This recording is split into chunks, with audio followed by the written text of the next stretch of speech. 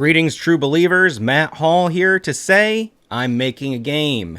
Now, you may have heard me mention this on some of the previous update videos or on the second channel, the Hidden Machine Annex, but I've hesitated to make any kind of formal announcement video here on the main channel because up until about now, I haven't had the time to work on this project full time. I've had a lot of other creative endeavors that have kind of taken priority, and some of them really took a very long time. The one that took the longest was this record, which actually comes out on Saturday the 21st.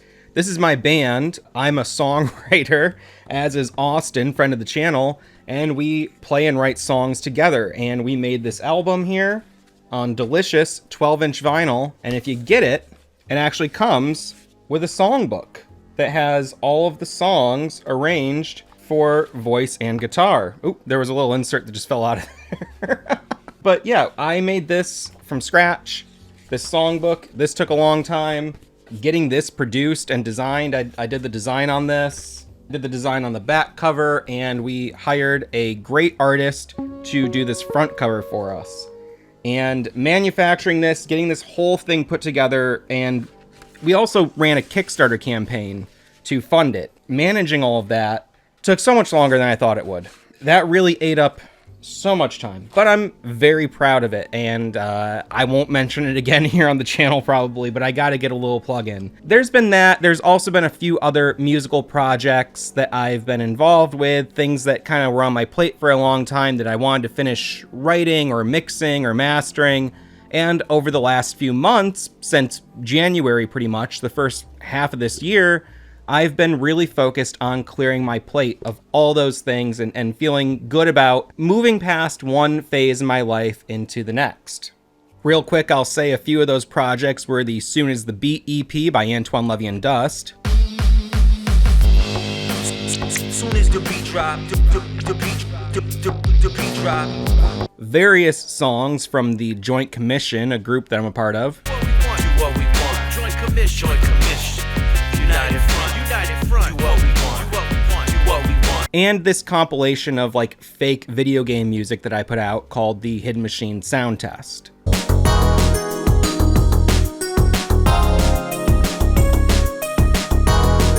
Now, to be entirely honest, there are a dozen more projects like this that I still have kind of like, you know, over here on the side that I'm working on when time allows, but those are not really high priority. A lot of these were higher priorities because they were collaborative projects, and I didn't want to leave someone else hanging when I said I would do this or that with them or for them. But a lot of those big ones have kind of resolve themselves, and now I have time to work on this game pretty much full time. Now, full time I still have a day job, but I'm able to work on this several days a week, 4 hours at a time, which is what a project like this really needs, especially from someone like me who is a very amateur developer and programmer, and if I spend too long away from my code, I tend to forget what it means. Even if I leave myself like what I think are good notes, when I go back to it, I'm real confused, okay? I'm not that kind of smart, if I'm smart at all. So, what is this game? You might be curious. Well, it is an adventure game, and when I say adventure game, for me, being the age that I am, that's like a point-and-click adventure game, like Grim Fandango, or maybe like a Disco Elysium is a better, more modern take on that. Although Disco Elysium is also like an RPG. It's a kind of a open-ended kind of genre in a lot of ways, but to me, the hallmarks are conversation, puzzles, exploration, and a focus on thinking and exploring more so than combat or movement. Well, like I said, I am very much a very amateur developer and programmer. I have been toying with this as a hobby since around 2014. And it was at that time that I was messing with RPG Maker and Game Maker. And over time, I've gotten into Godot and Unity and Visionaire Studio and a bunch of other engines. For this game, I decided to go back around to Game Maker. If it's good enough for Hotline Miami, it's good enough for me. So it's what I'm most comfortable working in, and it's a 2D game, which I think Game Maker really excels at. So this game is kind of a blend of several different influences. It's not a super serious game, but it is still serious to a degree. It deals in some rather dark subject matter, but I think that it handles it kind of in a irreverent way that hopefully people can have a uncomfortable chuckle at. If not, a straight up real good laugh. I don't want to attract the wrong crowd, but the game does have a strong emphasis on conspiracy theories. And that's something that I think is very touchy, especially when you get too deep into it. Almost every conspiracy theory leads back to some sort of hateful rhetoric. This is more on the surface level of things, okay? I'm not trying to make some kind of attack on the deep state here or anything. But it does touch on those themes of mystery, paranoia, conspiracy, and it is a game that switches between a sort of top-down classic RPG perspective and a first-person perspective. Although the game is all in 2D, a lot of what the sort of visual inspiration for this is my memory of a lot of NES games and Game Boy games that I never really got to play back in the day, but I saw them in Nintendo Power. Games like Deja Vu or the Ninja Gaiden trilogy, which I granted I did play those a couple times, but I remember seeing all the cutscenes and these images of the game that looked like such a rich experience. Same with Deja Vu or Uninvited, I believe it's called. Another big influence would be the movie-based games like Nightmare on Elm Street or Friday the 13th, or even a game like Monster Party. That's actually a pretty big influence as well. And just in terms of the style and visual presentation and overall feel. However, I should say, I don't like a lot of those games very much, especially, Friday the 13th. There's an indie game that's out right now, if not coming out very soon, that is kind of like a fresh take on that concept. It looks pretty good. But playing that game back in the day, watching those movies and then getting that game or getting the Nightmare on Elm Street game for NES and then playing the games, the promise of what a cinematic 8-bit experience could be never really met the expectation. I think the closest thing was maybe the Ninja Gaiden cutscenes. That was really something that, I knew the cutscenes better than I knew the game itself. And obviously, this is going to be something that's different for people of different age groups. How old were you when you saw those things first? What experience do you have with games of other types? What were you playing? Blah, blah, blah. But my point is, this is a very old school influenced game. But on top of that, I'm also undeniably going to be heavily influenced by Remedy. And one of my favorite things about Remedy games is the deep meta-narratives and the sort of just really, really rich layers of world building they do through environmental design, through the television programs, radio shows, commercials, things like that, documents. There's going to be a lot of that in the game because, outside of making games, which I'm really inexperienced at, what I have a lot of experience in is making other types of media. I've done hundreds of music videos, skits, commercials, podcasts, videos of all sorts, and also audio content. I did some amateur radio stuff, some community radio, college radio, and I really like the idea of having a project where I can put all of those influences together and all those sort of skill sets together into one thing. And that's what this game is going to be. So I've mentioned those other projects, the music projects and other priorities that were kind of taking up most of my time over the last couple years.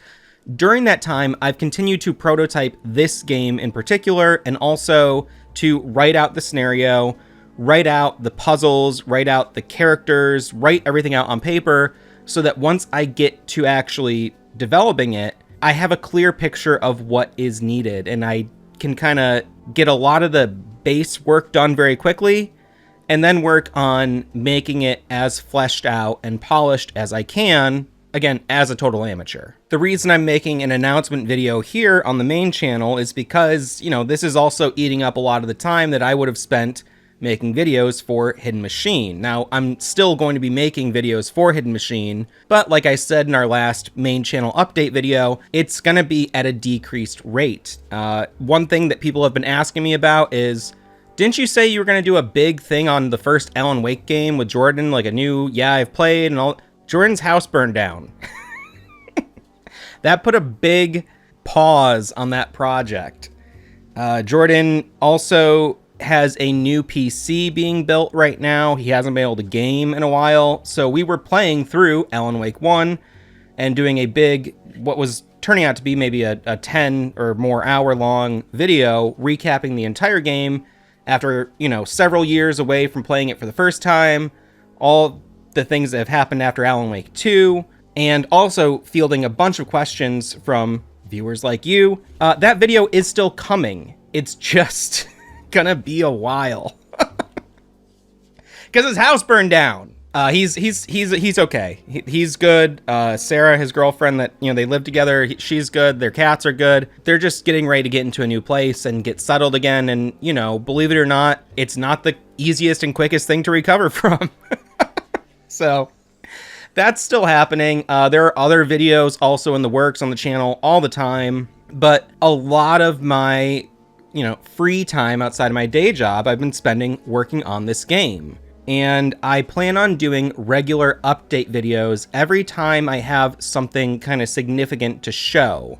So right now, what can I show you? Well, nothing too significant, to be honest. A lot of what I'm doing is developing the background systems. I'm working on movement, collision, dialogue systems, and the next thing, oh, also camera. But the next thing after that will be figuring out how I want to handle the inventory system. So everything you're seeing right now is just placeholder graphics made as quickly as possible, just to kind of get a initial feel for how things could flow. This is all going to be replaced big time. And while I will be introducing you to some of the characters and locations in the game as we go through this sort of, you know, development vlog kind of series, I am not going to be telling you anything about the game that would spoil the puzzles, because that's kind of the whole experience, is I'm making a little world for you to explore. And that's another reason why it's been difficult to talk about this project too much up until now, even though I kind of wanted to. One, it was just all on paper, and two, everything on paper was the thing that I want you to be curious about.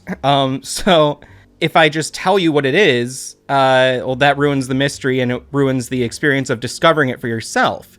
So I am going to try to find ways to present the world and the things in it without going too deep, if that makes sense. Kind of like letting you know what you can expect to explore without telling you what it is you'll find, if that makes sense. It's a stupid thing. Talking about a game before it's done, to me, actually is something I think shouldn't happen at all. I wish every game just shadow dropped the day it was done, but that's also stupid. There's no good way to release a game, in my opinion. You just either got lucky or you didn't. I mean, you can look at so many games that had everything going for them, and then just the way or the time it was released, it just didn't pan out. You know, it's just, there's so much that is up to circumstance. All you can do is hope that the right audience finds it in due time.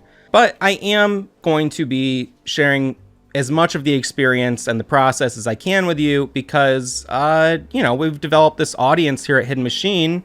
And if something video game related is taking up a lot of the time that had been spent making videos for the channel, I think we should talk about it on the channel. And, you know, the company that's publishing the game is Hidden Machine LLC, or whatever it's registered as. I can't remember off the top of my head, but if that's correct.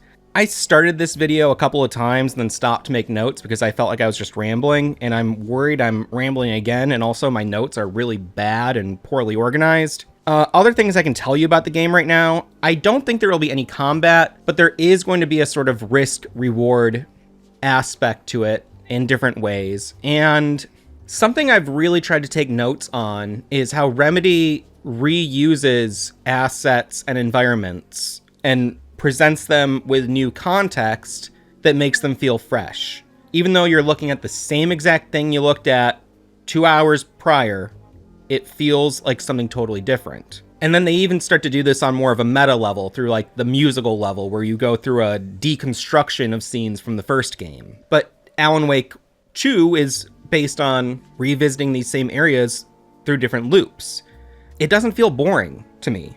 And I've noticed that that's something that they've done all the way back to Max Payne, you know, revisiting areas or recontextualizing parts of a map to really get the most out of it. And so my game takes place over the course of 4 days in a small town. There's a wooded area with a cabin where you're staying, a sort of small rural downtown area, and off of that is another more wooded area with a graveyard and some other things. And so it's these 3 main locations. And over the 4 days, things shift. Different businesses might be open on different days, or different people might be in town on different days. So each day is like a level in the game. You have a main quest you're trying to complete. There are side quests as well. I think another game you could probably say is a big influence on this, maybe inadvertently, is something like Deadly Premonition, which wasn't really on my radar when I started working on this project, but after playing Deadly Premonition, I go, well, yeah, that's kind of like what I wanted to do. And I could be wrong about this. I think that combat was added to the game at the end, and it was kind of like something that wasn't part of the original vision. I might be wrong about that, but Deadly Premonition is a game where I go, I wouldn't mind if there was no combat at all. And to be honest, I feel that way about a game like Alan Wake 2. I wouldn't mind if there was no combat at all. I don't dislike the combat, but for me as a player, the most appealing thing about those games is exploring and taking things in, taking in these conversations and experiences and just learning about what's going on and kind of trying to uncover a deeper mystery. That's what I'm hoping to accomplish with this game. The other aspect of, how I think things are going to be reflecting change from day to day and throughout the game as you explore deeper is something I'm working on, which is a perception level, which was probably, I think, inspired by Disco Elysium. I could be wrong about this. I might be misremembering. And a lot of this game, I will say, is also heavily inspired, like I said earlier, those NES games, like the ones I didn't even play, like Uninvited or Deja Vu. It's inspired by my memory or impression of what I think those games are like and how I want them to be. And to my memory, I think there's an item, like a note or a letter in Disco Elysium where you can't always read it or make it out until you develop another skill that allows you to fully perceive it. I could be wrong about that. But in this game, you will be developing perception. And maybe that, what it's called will change. But depending on your kind of perception level, you'll see things that you couldn't have seen before in the game world. And that is something I'm also kind of working out, like how much of the main quest is tied to a minimum level of perception, and then how can I tie in side content so that, like, if you're someone who just wants to go through the main story, check it out, cool, you can. But, if you want to really raise your perception very high, leaving some kind of like other mysteries and side content for people who have a higher perception level.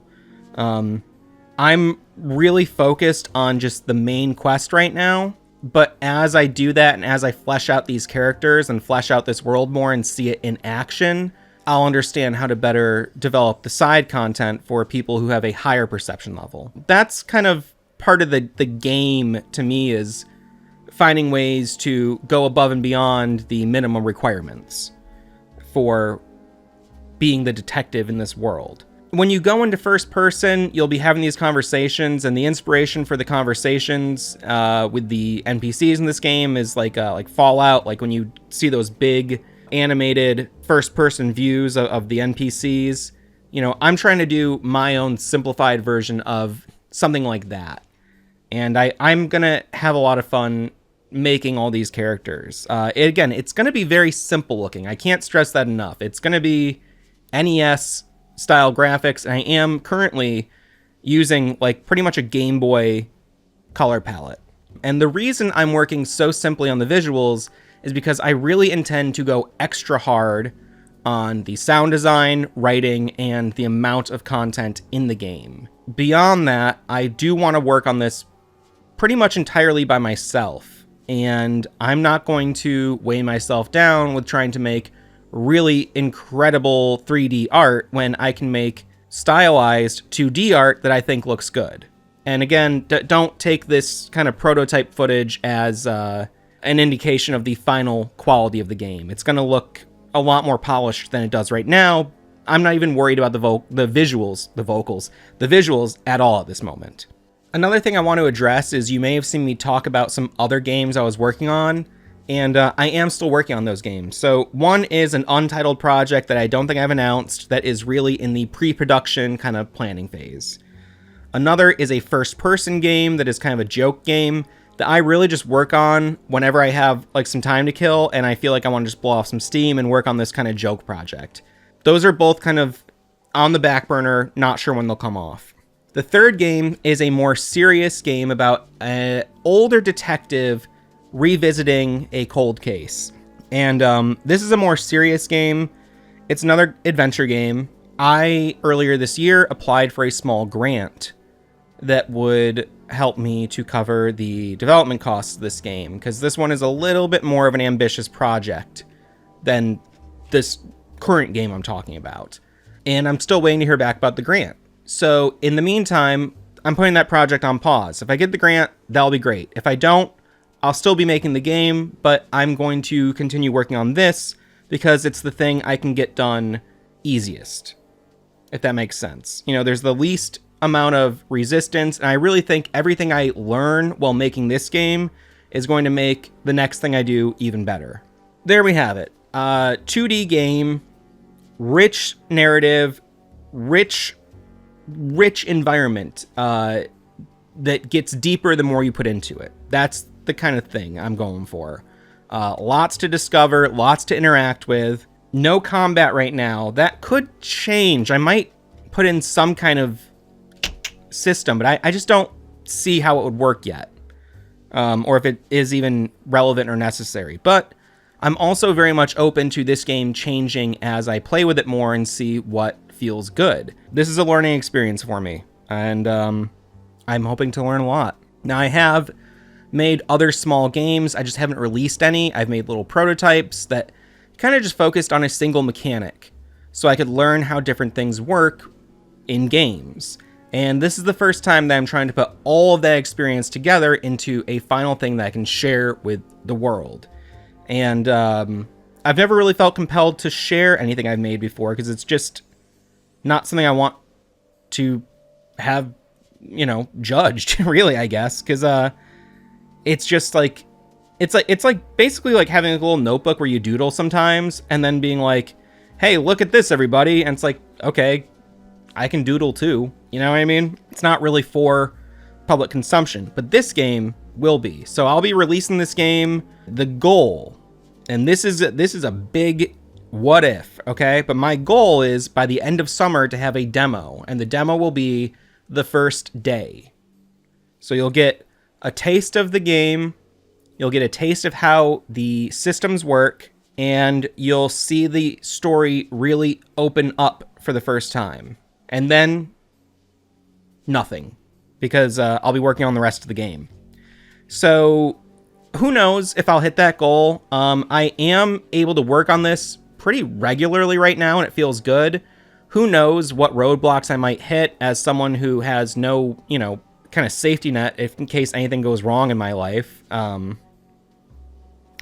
You know, I mean, that's the reality of it. But at the moment, I feel pretty good about it. So I've only been able to work on this maybe like for a week at this point, actively. And I don't have that much done, but I do have a lot done for me by my standards. And it's getting better every day, and it feels really good and exciting. So feel free to ask me any questions that you might have about the process or the game or the story. And, you know, I might not answer some questions, but I will at least respond to everybody. And yeah, I don't know. Hopefully this makes sense. I feel like every time I go to fucking talk to the camera lately, I have no idea how to form a cohesive thought. I feel dumber than ever and just feel like I don't remember how to communicate. Just being honest. I have no idea. Maybe my brain is shrinking. Who knows? Or it's just summer. I don't deal with the heat very well. Sorry if the AC is really loud. I actually turned it down for this video. Anyway, you can expect some more main channel videos very soon. But in the meantime, I'm going to get back to work on the game. And, oh yeah, I have a title, but I'm not going to say it yet. Bye.